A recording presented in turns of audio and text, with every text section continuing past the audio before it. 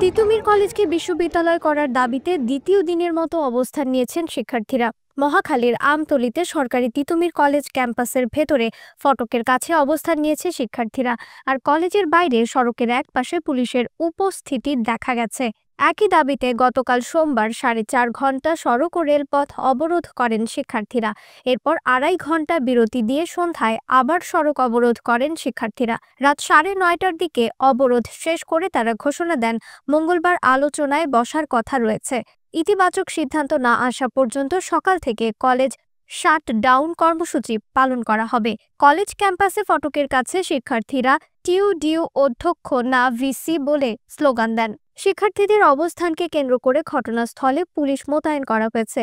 তিতুমীর কলেজের শিক্ষার্থীরা জানিয়েছেন, কলেজের শাটডাউন কর্মসূচি চলছে, কোনো ক্লাস পরীক্ষা হচ্ছে না। পুলিশ সতর্ক অবস্থায় আছে। শিক্ষার্থীরা ক্যাম্পাসের ভেতরে অবস্থান করে কর্মসূচি পালন করুক। পুলিশ এটাই চায়, আইন শৃঙ্খলা পরিস্থিতি যেন ঠিক থাকে, পুলিশ তা খেয়াল রাখবে।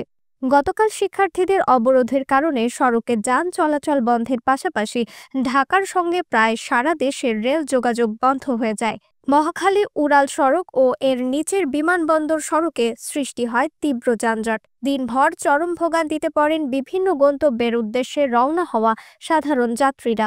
অবরোধের শুরুতে শিক্ষার্থীদের প্রতিবন্ধকতা উপেক্ষা করে কমলাপুরগামী একটি ট্রেন দ্রুত গতিতে মহাখালী রেল ক্রসিং অতিক্রম করে।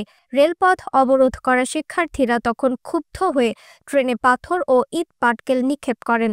এতে ট্রেনে থাকা কয়েকজন যাত্রী আহত হন এবং ট্রেনের কিছু জানালার কাচ ভেঙে যায়।